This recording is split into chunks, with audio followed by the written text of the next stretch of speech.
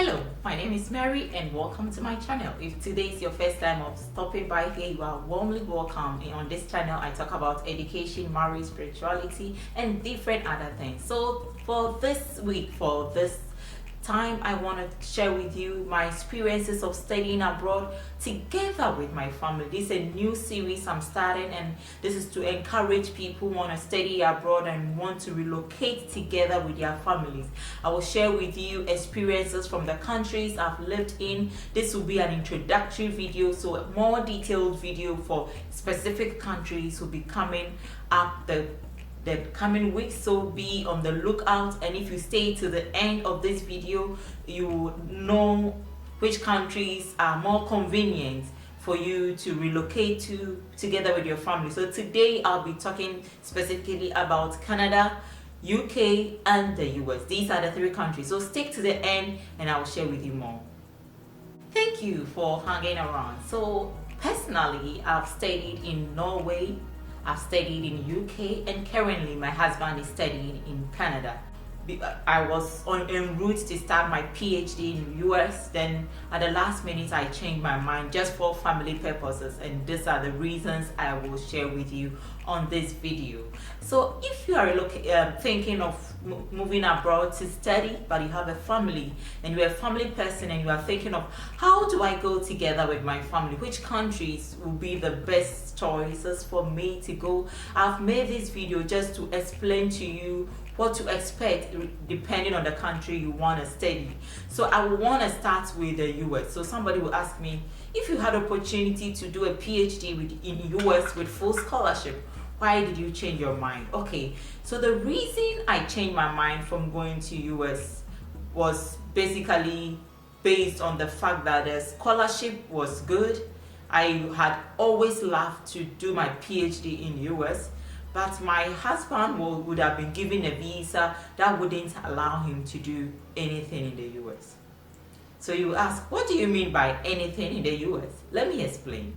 Okay, so I had my F1 visa to study, and that was a great news. It gave me 5 years to go to the US, but per US government restriction, holders of F2 visas, which will be then my husband, because we didn't have a child, and are not able to work and are not able to study as well. So the visa is quite restrictive. It doesn't allow your partner to work or to study, which means whoever is coming to you as a dependent cannot work. Of course, if it's an F2 dependent child, the child can go to primary school, to secondary school, but if it is a spouse, it is expected that you will be able to take care of that spouse. So it wasn't the best option for us then.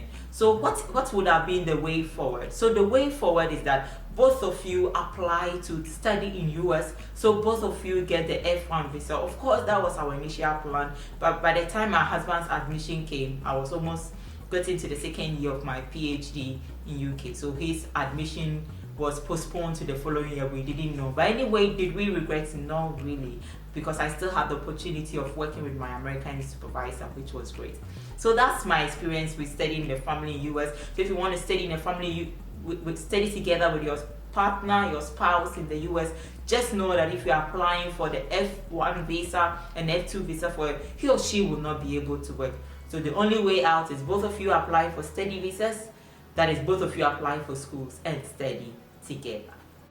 Okay, maybe your choice is not US. Maybe you desire to study in Canada, but you have a family, you have a partner, you have children, and you don't want to leave them behind. You want to go together with them, and that is actually the best. I always advocate that if it is possible for you to travel together with your family, do so, because it helps, it saves a lot. Your mind is at ease, you are able to focus on your studies, you are not thinking about what is happening back home. If you are in Africa, then you are not thinking of remitting home every time, even if you do not have the money, because if you have your partner or your wife, your children, your husband with you, your mind is at peace. So just to let you know. So maybe your choice is Canada and you are not sure, will Canada be a perfect place to study abroad with my family? Okay, so currently I am here in Canada because my husband is taking his PhD here. So how does it work? I mentioned earlier that with US you are given the F2 visa, which doesn't allow your partner to work or to school. So the difference between the US and Canada when it comes to studying abroad together with your family, your partner or your spouse, is the fact that in Canada you are given your partner is given an open work visa.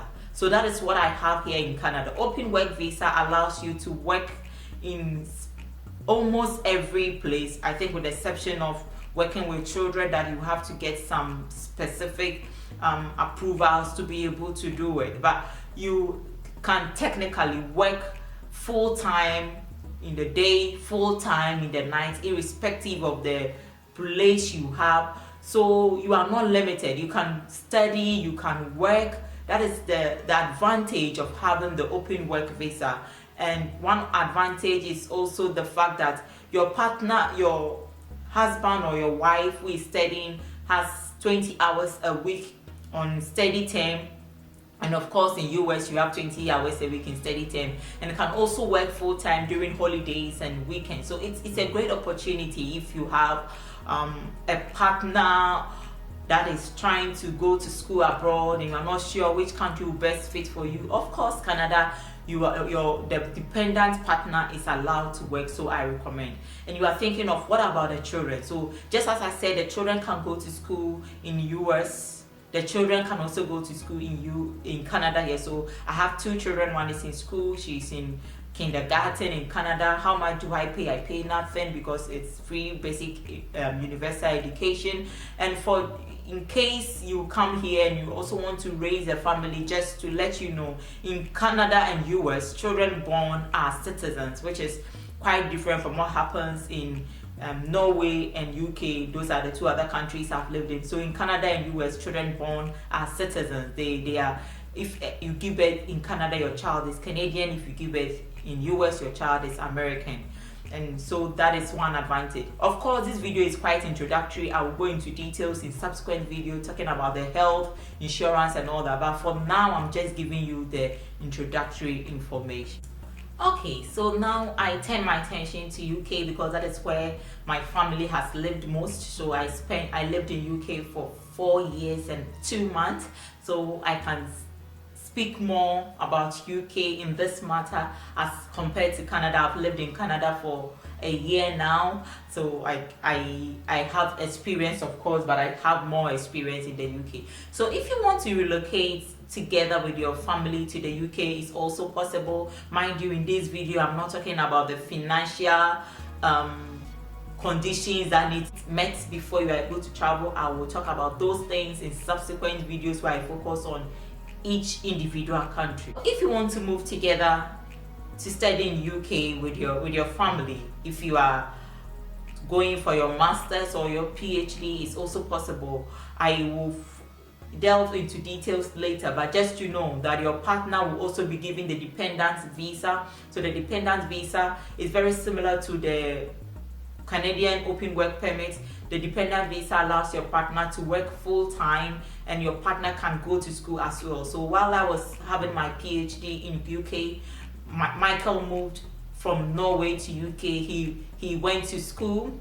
He was teaching full-time, he was studying full-time. So it's possible that your partner can also be with you there, going to school at the same time, not on a steady visa but on the dependent visa. And yeah, all our 2 daughters were born in UK, and for UK, children born are not citizens. So my daughters have Ghanaian passports, they are Ghanaians, and I will talk about the health insurance of both countries and how to navigate through all these. But for now, these are 3 countries I want to share with you today: US, Canada, and UK.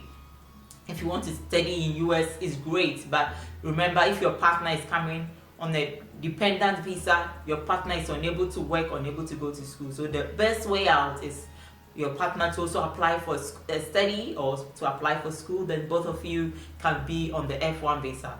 If you are studying in Canada or you want to study in Canada, your partner is given an open work visa and is able to work full-time, and if you want to take some studies, your partner is able to do so as well. And same for UK. If you are studying, your partner gets dependent visa and is able to work full-time, study full-time. Of course, these visas have their restrictions. I will talk about them in subsequent video. Thank you for sticking with me today. My name again is Mary. If today is your first time of stopping here, do remember to subscribe and share this video, like it, and recommend my channel to your friends and loved ones. I'll come your way again another time with more detailed videos on studying abroad. Be nice, be good, and stay blessed. Bye.